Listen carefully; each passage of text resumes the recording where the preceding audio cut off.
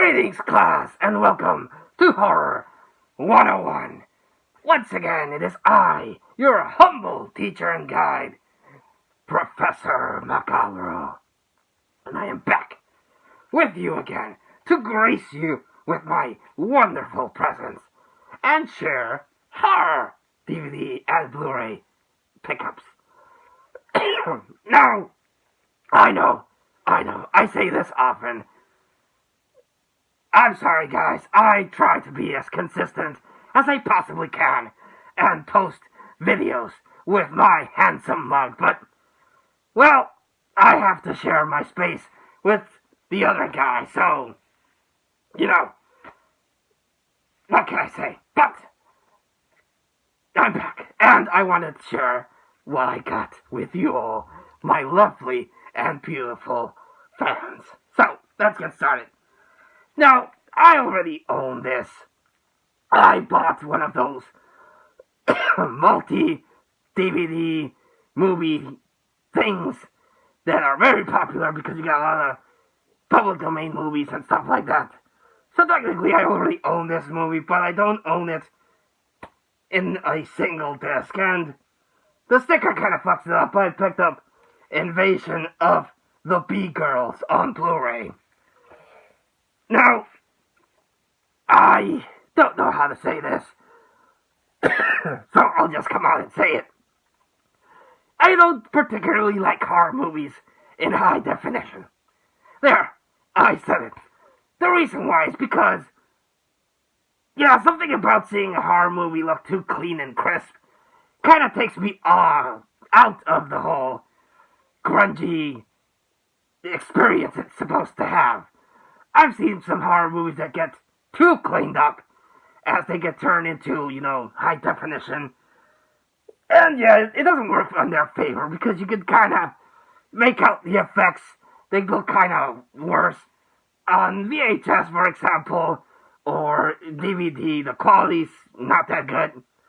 So it kind of helps the movie to hide some of the special effects. If the special effects not particularly good, the low quality helps hide it and it looks really cool. But once you start going full HD, and I've never actually seen a movie in 4K, nor do I want to. Why would you watch something so high def? It's ridiculous, and buy everything again. Anyway, it kind of takes away from the charm of these older horror movies and sci-fi movies, seeing it too crisp and clean. But I'm not gonna lie, this was really cheap, and it's from Shout Factory, I believe. Yep, Shout Factory right there. So I was like, I don't own any Shout Factory Blu-ray, so let's buy that. Bought it from, because I wanted to see it. This one was a surprise, indeed. I saw this movie, and I really liked it. Very, very entertaining shark movie. Not your typical Ghost Shark or Sharknado or sorry about that, other stuff. It's about, it's The Shallows, and I really, really enjoyed this movie. It's about this chick that wants to find herself and goes into, a really remote island, beach, and she's just, surfing, and all of a sudden she gets attacked by a shark, and she's, marooned in this little patch of land, and the shark's after her, and she encounters this really, really cool seagull called Steven Seagull, which is really cool, and so she's basically just trying to survive this shark. It's a really good movie. I really, really enjoyed it, and I highly recommend it. You're not gonna get your cheesy Shark Exorcist or Ghost Shark. This is actually a really, really good movie. Next up is a documentary for Eileen, Life and Death of a Serial Killer, the 2002 interview. There's another DVD of her that, it's from the 90s. Eileen is a serial killer. They made the movie Monster with Charlize Theron based on her, but this is actually an interview of herself. And it's a very good documentary, for sure. You kind of have to have an interest in serial killers and stuff like that to enjoy something like it, but It's interesting to see how the mind of a mad person works. Because in their head, they're not crazy. Some of them admit that, yeah, maybe they're a little messed up, but the really, really messed up people don't see anything bad with what they did. To them, it's totally normal. And that's when you really have someone that, yeah. Next up, Nothing But Trouble with Dan Aykroyd. As far as I know, a financial bomb. This movie didn't do well. It has Chevy Chase, Demi Moore, and Dan Aykroyd, and John Candy. And yeah, it's about this judge that just goes around murdering people for really minor things. The story behind this is actually a lot more interesting because Dan Aykroyd was given a lot of money, so he gave a lot of freedom to the people that were working with him, and everyone loved him, but the studio didn't like the movie. It's a very interesting movie to watch. I would highly recommend it if you can find it. Might not be your cup of tea, but you know, if you enjoy weird stuff, it would be something that you would like a lot. The next one is this is a movie I've avoided for a while. I've seen it, of course, everywhere. Every place I go to has this movie, but I've never seen this 2-disc edition of Gothica with Halle Berry and Robert Downey Jr. It's not the best movie, but I just bought it because I had never seen this 2-disc version before. Not really much to talk about.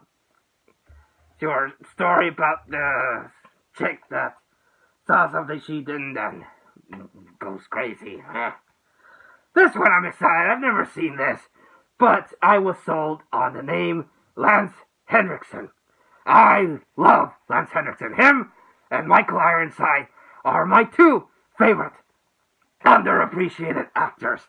I will watch anything with those two guys in it. I really, really would like to know if there's a movie that stars Lance Henriksen and Michael Ironside. Probably not, because the universe could not possibly contain two awesomeness in a single movie and it would probably implode. But this is a movie, kind of an adaptation of Fantastic Voyage, where this group of people shrink to like atomic size and enter a body. And in this one, they do that because they're trying to deactivate a bomb. But I was sold on Lance Henriksen, and that's all I needed to buy it because Lance Henriksen is awesome. I wish I had an epic a voice as him and Michael Ironside. This one, I've tried to get the Amityville series as much as I can. I have the first one, I have the remake, I have 4, and now I am the proud owner of 3D, Part 3.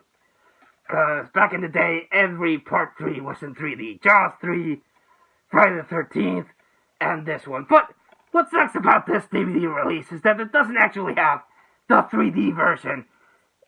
It doesn't have any 3D glasses. It doesn't have the 3D version. So the fact that it says 3D is false advertising and misleading. But I do want to get Part 2, The Possession, because that is a better movie of the Amityville franchise. This one I picked up because it has Sid Haig and Ben Foray.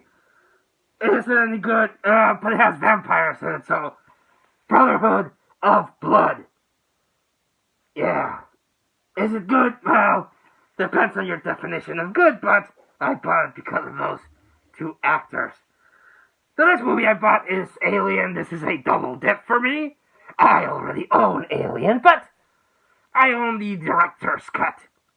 And I wanted to buy the regular plain theatrical cut because I'm an insane madman that has to own different cuts of the same movie. Because why not? It really does impact the movie sometimes when there's a director's cut, a theatrical cut, and maybe even an extended unrated cut. Sometimes you get little bits and pieces here and there. So, yeah, that's why I bought that one again. And Alien in itself is a good movie. If you haven't watched Alien, I feel sorry for you, because Alien's freaking amazing. Aliens is also good. This is also another repurchase for me. I bought this movie before, but it has the Spanish titles on the front, and while for Asian movies it's fine, I wanted to buy the American version because of the special features. For some reason, here in Mexico, the DVD releases don't come with any special features.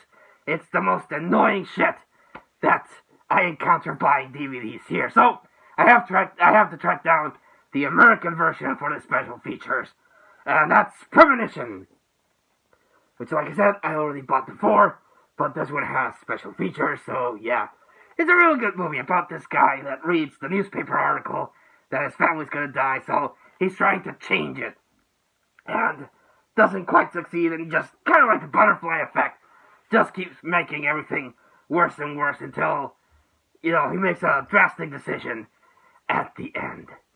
And the last movie I have to share with you all, lovely people out there, is Jeepers Creepers 2.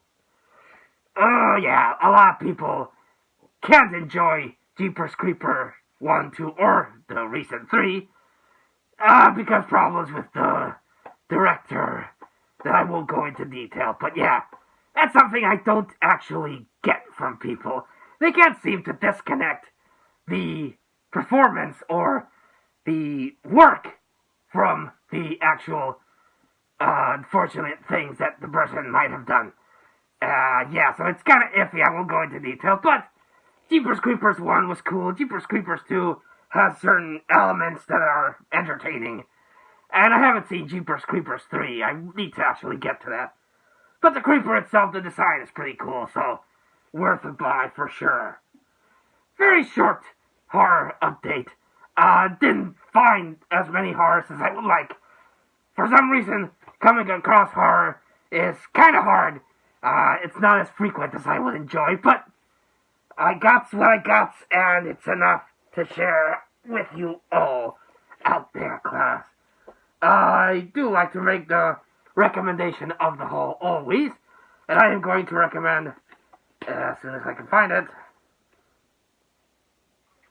yes, Antibody with Lance Henriksen, just because of Lance Henriksen.